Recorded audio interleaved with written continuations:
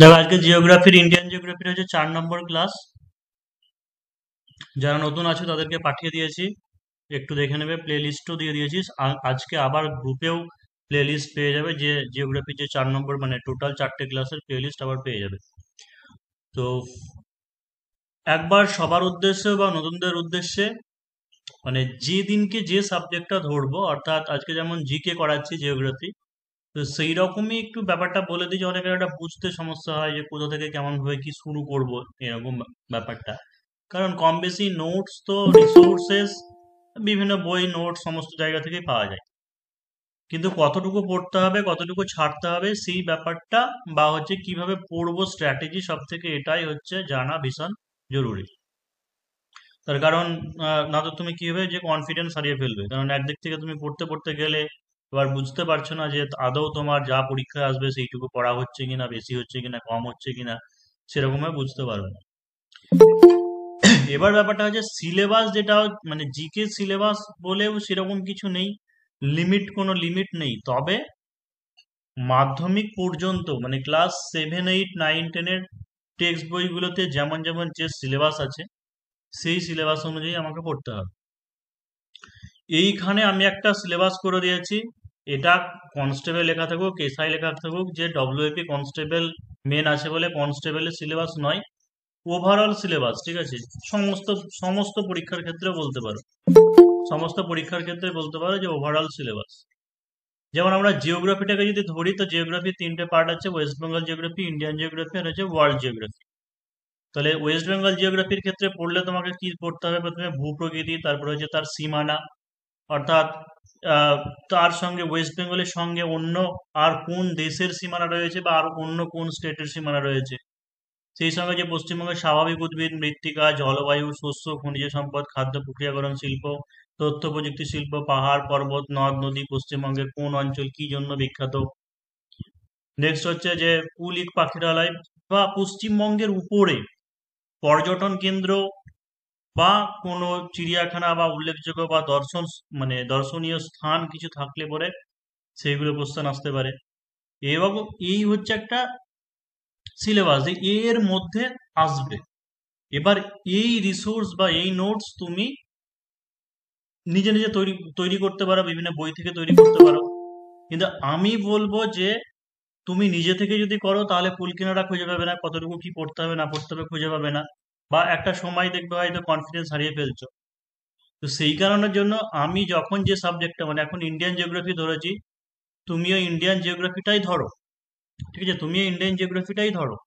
এবার আমি যে যে সাবজেক্টগুলো বা যে যে টপিকগুলো কভার করছি, তুমি সেইগুলো প্রথমে আগে আমার নোটটাকে পড়ে নাও, যে তোমার কাছে যে বই আছে।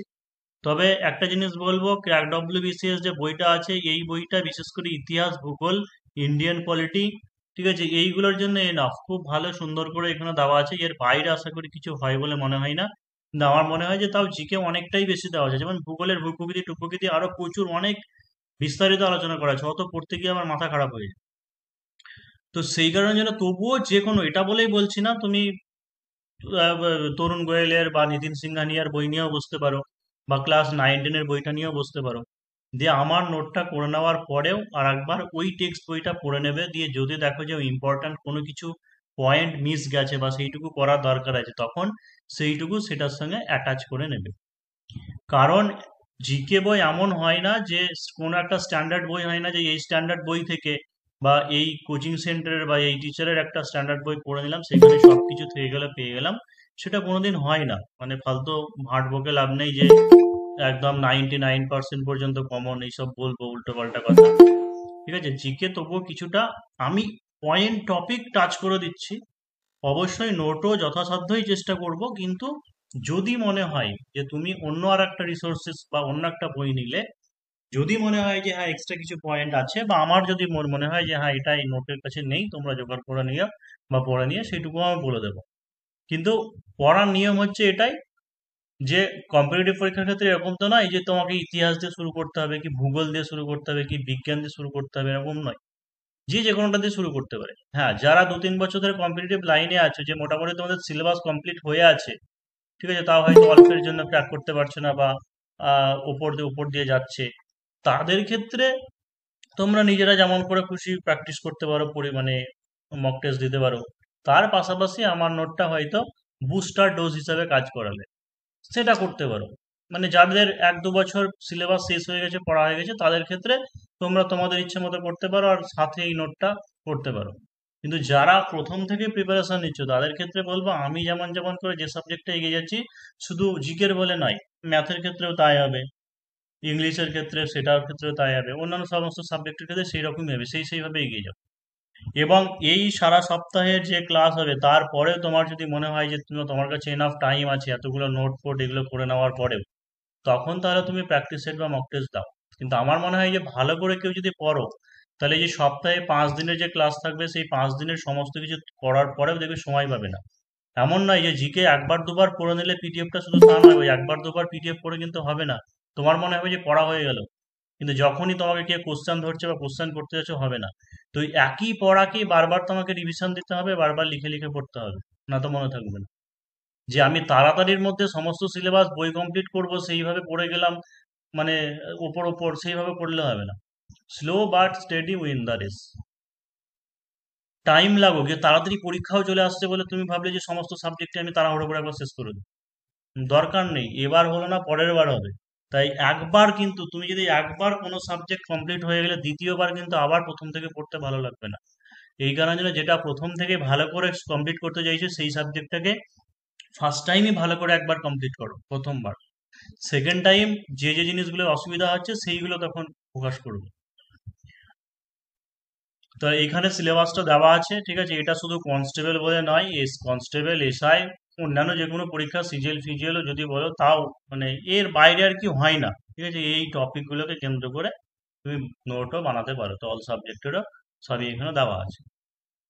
ম্যাথেরও দিয়ে দিয়েছি, রিজনিংয়েরও দিয়ে দিয়েছি। তাও যখন আবার ম্যাথ, রিজনিং বা ইংলিশ যেমন যেমন আলোচনা করবো আবার বলবো।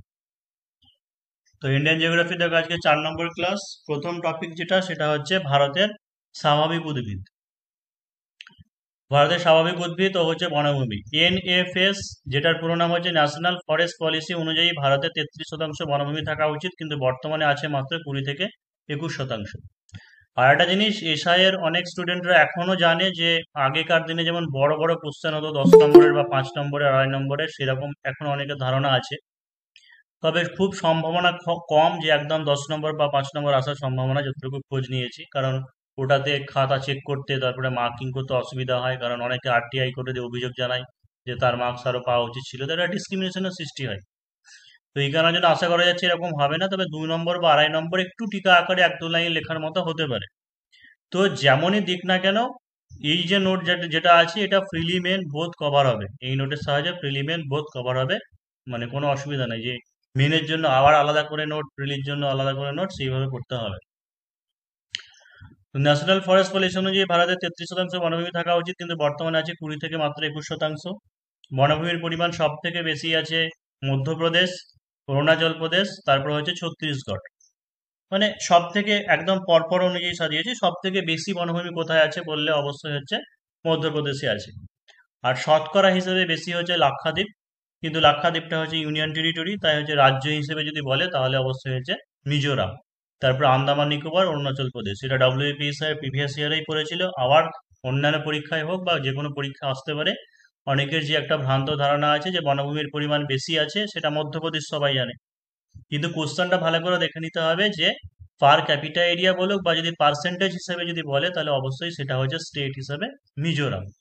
ঠিক আছে, মিজোরামে শতকরা মানে যে যতটুকু এরিয়া আছে সেই এরিয়া হিসেবে বনভূমির পরিমাণটা বেশি, সেই জন্য হচ্ছে শতকরা হারটা মিজোরামে বেশি। কিন্তু মধ্যপ্রদেশ মিজোরামের থেকে অনেকটা বড়, ঠিক আছে, সেই হিসাবে তার বেশি পরিমাণে আছে মধ্যপ্রদেশে। তো বনভূমি কম আছে সেটা হচ্ছে হরিয়ানাতে। এবার দেখো যে স্বাভাবিক উদ্ভিদ টপিক, স্বাভাবিক উদ্ভিদকে 5টা ভাগে ভাগ করা হয়েছে। 1 নম্বর হচ্ছে ক্রান্তীয় চিরসবুজ। ক্রান্তীয় চিরসবুজ অর্থাৎ সারা বছরই কি থাকে, একদম গাছের পাতা এখানে সবুজ থাকে। এটা দেখা যায় যে 200 থেকে 250 সেমি বৃষ্টিপাত যুক্ত, মানে 200 থেকে 250 মানে প্রায় ধরে বলতে পারো যে প্রায় প্রতিদিনই বৃষ্টিপাত একরকম। তো যে 200 থেকে 250 সেমি বৃষ্টিপাত যুক্ত এলাকায় 25 থেকে 35 ডিগ্রি সেন্টিগ্রেড উষ্ণতা এই উদ্ভিদ জন্মায় এবং সারা বছর হচ্ছে সবুজ থাকে। আন্দামান নিকোবর পূর্ব পশ্চিম ঘাট পর্বত, তারপরে যে ডুয়ার্স এলাকায় এইগুলো পাওয়া যায়। যেমন হচ্ছে শিশু, মেহগানি, রাবার, তারপরে হচ্ছে বাঁশ। যেমন এটা নিয়েও একবার ডব্লিউপি কনস্টেবলের মেন পরীক্ষা নিয়ে হয়তো একটা ঝামেলা সৃষ্টি হয়েছিল, যে পর্ণমোচী নাকি চিরহরিত, এরকম ব্যাপার নিয়ে। তো শিশু যেটা সাধারণত ওটাকে ক্রান্তীয় চিরসবুজই বলতে পারো, ক্রান্তীয় চিরসবুজ। তো দুজনকে আনসার দিয়েছিল। তারপর যে ক্রান্তীয় পাতাঝরা, 100 থেকে 200 সেমি বৃষ্টিপাত যুক্ত, 25 ডিগ্রি থেকে 30 ডিগ্রি সেন্টিগ্রেড উষ্ণতায় জন্মায় এবং শুষ্ক বায়ুতে কি হয়, পাতা ঝরে যায়। পশ্চিমবঙ্গ, বিহার, আসাম, হিমালয়ের পাদদেশে সাধারণত এই সমস্ত উদ্ভিদ জন্মায়। এদের এক্সাম্পল গুলো হচ্ছে শাল, তারপর হচ্ছে সেগুন গাছ, চন্দন, শিমুল, জাম, বট। কাঁটা, ঝোপ ও হচ্ছে গুল্ম জাতীয়, এটা 3 নম্বর, একটা ইয়ে করতে হতো। কাঁটা, ঝোপ ও হচ্ছে গুল্ম জাতীয়, এটা বুঝতেই পারছো যে একদম কম বৃষ্টিপাত হবে, 25 থেকে 50 সেমি বৃষ্টিপাত বছরে। আর হচ্ছে 35 থেকে 45 ডিগ্রি সেন্টিগ্রেড, মানে যেগুলো মরুভূমি এলাকা, যেমন হচ্ছে রাজস্থান, পাঞ্জাব, হরিয়ানা, মানে ক্যাকটাস বা ফণিমনসা, এই সমস্ত উদ্ভিদগুলো জন্মায়। 4 নম্বরে যে উপকূলীয় ম্যানগ্রোভ, এটা হচ্ছে 50 সেমি বৃষ্টিপাত যুক্ত এলাকায় হয়, 25 থেকে 35 ডিগ্রি সেন্টিগ্রেড উষ্ণতায়। যেমন হচ্ছে সুন্দরবন, তারপরে চিল্কা, অন্ধ্রপ্রদেশ, কচ্ছ উপসাগর, মানে যেগুলো হচ্ছে সমুদ্র তীরবর্তী সমুদ্র এলাকা, সেই সমস্ত জায়গাতে ম্যানগ্রোভ অরণ্য দেখা যায়। এখানে প্রধান বৈশিষ্ট্য যেটা, সেটা হচ্ছে শ্বাসমূল ও ঠেসমূল দেখা যায়। শ্বাসমূল ও ঠেসমূল দেখা যায়, এটা হয়তো আগের দিনকে কোনো একটা জায়গায় আলোচনা করতে গিয়ে কিছু একটা বলছিলাম, যে যেহেতু সমুদ্র এলাকায় মানে কাদা থাকে, তাই তো, জল, কাদা জল থাকে, তাহলে সেই জায়গাতে গাছের যে অবলম্বনটা, সেই অবলম্বনটা খুব কম হয়, কারণ মাটি তো শক্ত নয়। এই কারণের জন্য কি হয়, যে গোড়া থেকে উপরে উঠে এরকম ভাবে সাপোর্ট দেয়। ঠিক আছে, এইগুলো এটাকে বলা হচ্ছে যে ঠেসমূল। আর লবণাক্ত জলে কি হচ্ছে, জলে দ্রবীভূত অক্সিজেনের পরিমাণটা কম হয়। ঠিক আছে, অক্সিজেনের পরিমাণটা কম হয়, তো সেই কারণের জন্য সেই বায়ু থেকে, বায়ুর পরিবেশ থেকে কি করে, যে সংগ্রহ করার জন্য কিছু মূল বায়ুর উপর দিকে খাড়া হয়ে আসে, এটাকে বলা হচ্ছে শ্বাসমূল। তো দিতে পারে যে শ্বাসমূল বা ঠেসমূল কোন উদ্ভিদের ক্ষেত্রে দেখা যায়, তা ম্যানগ্রোভ, ম্যানগ্রোভ উদ্ভিদ মানে সুন্দরী, গড়ান, গেওয়া, সুন্দরী, গড়ান, গেওয়া, হেতাল, এই সমস্ত উদ্ভিদের ক্ষেত্রে দেখা যায় শ্বাসমূল এবং হচ্ছে ঠেসমূল। পার্বত্য নাতিশীতোষ্ণ উদ্ভিদ 1500 মিটারের বেশি উঁচু হয়।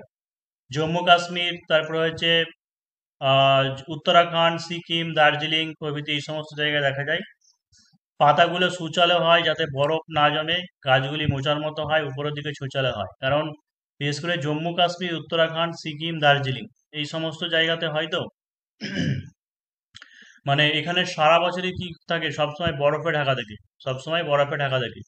তো ওই কারণের জন্য এটা হচ্ছে একটা অভিযোজন হয়ে গেছে, যে যাতে বরফ জমতে না পারে সেই কারণের জন্য পাতাগুলো সূচালো হয় এবং উপরের দিকে গাছগুলো অনেকটা মোচার মতো হয়ে যায়।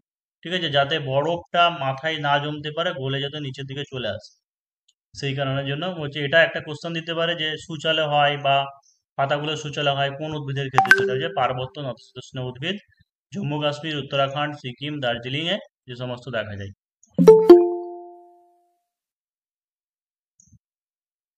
নেক্সট হচ্ছে ভারতের খনিজ সম্পদ। ভারতের খনিজ সম্পদ কয়লা।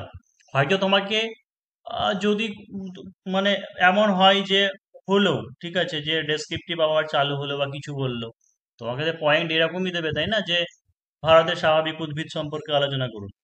তো স্যার। এখানে যতটুকু যেমন বলা আছে সেরকমই, যদি তোমার 5 নম্বর দেয়, তো এই যে যেটুকু দেওয়া আছে এনাফ। ঠিক আছে, এই যতটুকু দেওয়া আছে এগুলোই তোমাকে লিখতে হবে।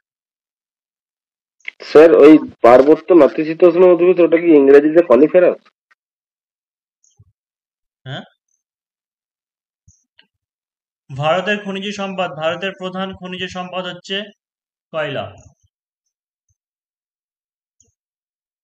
কয়লাকে দেখো কি বলা হয়, কয়লাকে কালো হিরে বলা হয়। কয়লাকে কালো হিরে বলা হয়। এগুলো অনেক সময় দেয় যে কাকে কি নামে অভিহিত করা হয়, যেমন চাকে বলা হয় সোনালী পানীয়, এরকম ধরনের যে সমস্ত জিনিসগুলো আছে। তারপরে কয়লাকে সেই সঙ্গে আর একটা হচ্ছে সকল শিল্পের জননী বলা হয়। তার কারণটা কি হচ্ছে, তুমি লৌহ ইস্পাত শিল্প বলো বা যে কোনো একটা ইন্ডাস্ট্রি করবে বা সফটওয়্যার যা কিছু করবে, সেখানে তোমার কি দরকার, শক্তি দরকার, তাই তো, মেন হচ্ছে শক্তি দরকার। এবং সেই শক্তিটা কি হয়, কয়লা পুড়িয়ে, কয়লা থেকে আসছে। এই কারণে জন্য কয়লাকে হচ্ছে সকল শিল্পের জননী বলা হয়। আবার কয়লাকে কালো হিরে বলা হয়। কয়লা সাধারণত চার ধরনের। একটা হচ্ছে পিট, লিগনাইট, বিটুমিনাস আর হচ্ছে অ্যান্থ্রাসাইট। পিট, লিগনাইট, বিটুমিনাস, অ্যান্থ্রাসাইট। গুণগত মানের দিক থেকে পরপর সাজানো হয়েছে। মানে পিট সব থেকে হচ্ছে নিকৃষ্টতম, সব থেকে খারাপ।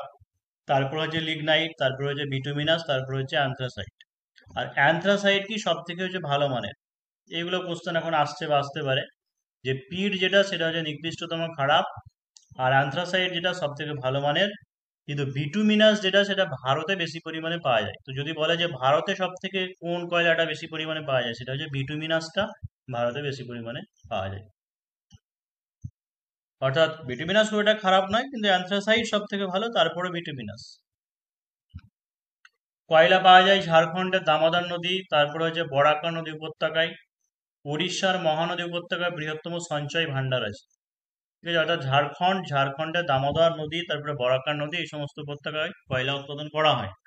কিন্তু সঞ্চয় ভান্ডার মানে উড়িষ্যার মহানদী উপত্যকা যেটা আছে, সেটা হচ্ছে লার্জেস্ট। এখানে ধরা যায় যে সঞ্চয় ভান্ডার আছে, সঞ্চিত করা আছে। তো এই কোশ্চেন গুলো এখন দিচ্ছে দেয়, যে হয়তো বললো যে কয়লা ভারতের কোথায় সব থেকে বৃহত্তম সঞ্চয় ভান্ডার আছে কয়লা, সেটা হচ্ছে উড়িষ্যার মহানদী উপত্যকায়। তারপরে পশ্চিমবঙ্গে দামোদর উপত্যকায় পাওয়া যায় কয়লা। রানীগঞ্জ হচ্ছে ভারতের প্রাচীনতম কয়লা খনি। আর ধানবাদ জেলার ঝুরিয়া হচ্ছে বৃহত্তম কয়লা খনি। তাহলে এই যে জিনিসগুলো যেগুলো দেওয়া আছে, ভুলিয়ে যেতে পারে, এটা হচ্ছে বৃহত্তম সঞ্চয় ভান্ডার, মানে এখানে সঞ্চিত আছে। আর প্রাচীনতম সব থেকে পুরনো কয়লা খনি যেটা, সেটা হচ্ছে রানীগঞ্জ। আর ধানবাদ জেলার ঝুরিয়া যেটা, সেটা হচ্ছে বৃহত্তম কয়লা খনি। বৃহত্তম কয়লা খনি মানে ওখান থেকে এখন বর্তমানে সব থেকে বেশি উৎপাদন করা হচ্ছে, মানে তোলা হচ্ছে, উত্তোলন করা হচ্ছে। কিন্তু সঞ্চয় ভান্ডার আছে উড়িষ্যার মহানদী উপত্যকায়। লৌহ আকরিক, লৌহ আকরিককে কি বলা হয়?